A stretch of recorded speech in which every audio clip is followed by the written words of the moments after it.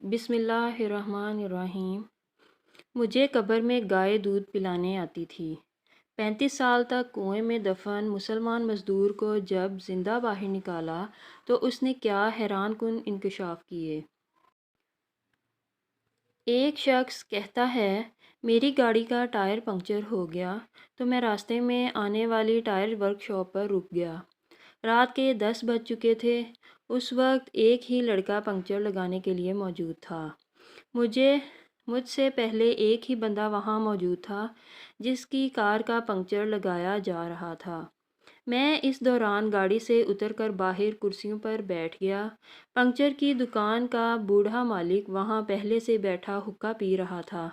حقہ دیکھتے ہی میری طبیعت بے چین ہوئی اور بے تکلفی سے کہا، واہ انکل، مزہ آ گیا۔ میں نے اس کے حقے کو دیکھتے ہوئے کہا، کیا میں بھی ایک سوٹا لگا لوں؟ وہ ہنس کر بولا، ست بسم اللہ۔ اس نے حقہ میری طرف کر دیا اور میں نے پہلا ہی کش لگایا تھا کہ کھانسی کا دورہ پڑ گیا۔ پتر جی، حقہ پینا مردوں کا کام ہے، یہ کوئی سگریٹ نہیں ہے۔ حقے کے لیے پھیپھڑوں میں جان ہونی چاہیے۔ اب کون سی جان انکل؟ میں نے کہا تو وہ میری بات سمجھ گیا۔ واقعی پہلے والی خوراکیں اور ورزشیں کہاں رہیں پتر جی؟ وہ کم از کم 80 سال کے اوپر تھا۔ گھنی اور بھاری مونچھیں، سینہ چوڑا، بدن کسرتی، تہبند پہنا ہوا تھا۔ وہ بار بار ایک لفظ بولتا، اللہ دی شانہ دیکھو۔ لگتا تھا یہ اس کا تکیہ کلام تھا۔ اس سے بے تکلفی شروع ہو گئی اور پرانا زمانہ یاد کرنے لگے، دیسی لوگوں کی دیسی باتیں۔ باتوں ہی باتوں میں اس نے مجھے ایک حیران کن واقعہ سنایا، انتہائی ناقابل یقین واقعہ جسے سن کر کوئی بھی یقین نہیں کرے گا۔ واقعہ اس کی زبانی ہی سنیں۔ میں اس وقت 10 سال کا تھا، سمجھ لو 70 سال پہلے کی بات ہے۔ میرے باپ دادا سرگودا کے رہنے والے تھے۔ رب دیاں شانہ ویکھو، میرے دادا جان کی عمر اس وقت 100 سال تھی جب اس نے مجھے یہ واقعہ سنایا تھا۔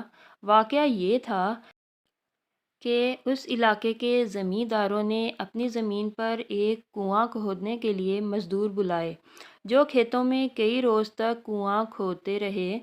کنواں کافی گہرا ہو گیا اور پانی نکلنے کے قریب تھا کہ اچانک ایک روز کنویں کی ایک جانب سے مٹی کھسک کر کنویں میں گر گئی اور ایک مزدور اس میں دب گیا۔ باقی مزدوروں نے شور مچایا، منظور مٹی کے نیچے دب گیا ہے۔ مٹی نکال کر اس مزدور کو نکالنے کی کوشش کی گئی، لیکن جب کافی کھدائی کے باوجود منظور نامی مزدور نہ ملا تو انہوں نے سوچا کہ شاید انہیں مغالطہ ہو گیا ہے، وہ مزدور کہیں چلا نہ گیا ہو۔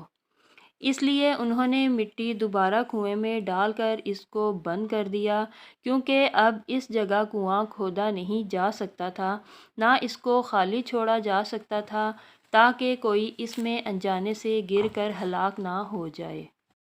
یوں ہی زندگی کا پہیہ چلتا رہا۔ 25-30 سال بعد زمیندار فوت ہوا تو اس کی اولاد نے کافی ساری زمینیں بیچ ڈالیں۔ نئے لوگ آئے تو انہوں نے اس زمین کو آباد کرنے کے لیے فصلیں کاشت کرنا شروع کر دیں اور انہیں بھی ایک کنویں کی ضرورت پیش آئی۔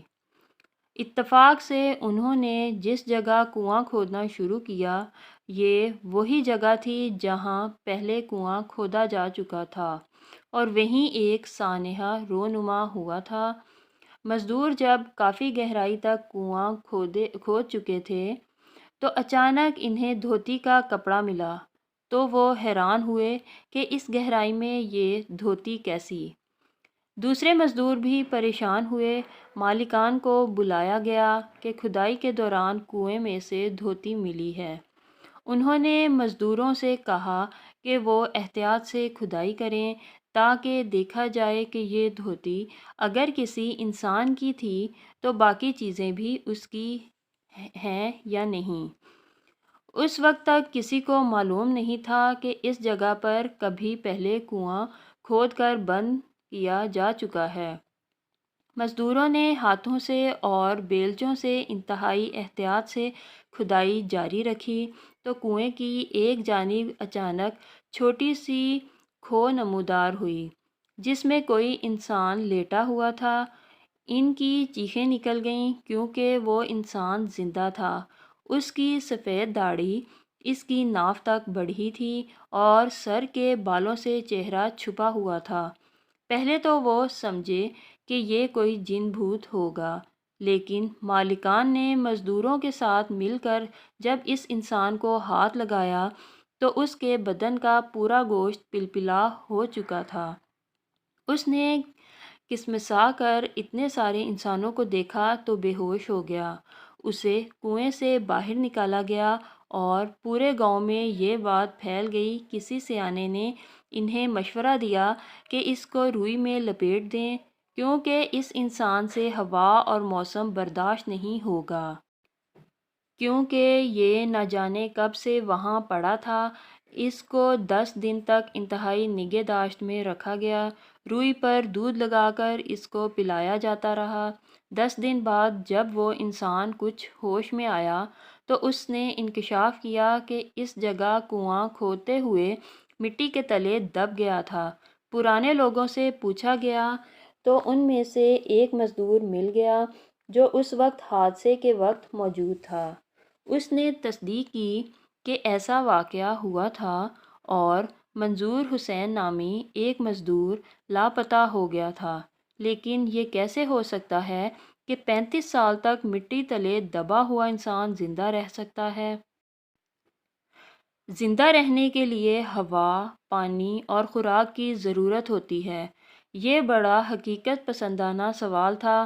اس شخص نے سنا تو کہا، میں ہی منظور حسین ہوں۔ بس یہ میرے سوہنے اللہ کی شان ہے کہ وہ پتھروں میں بھی رزق پہنچا دیتا ہے۔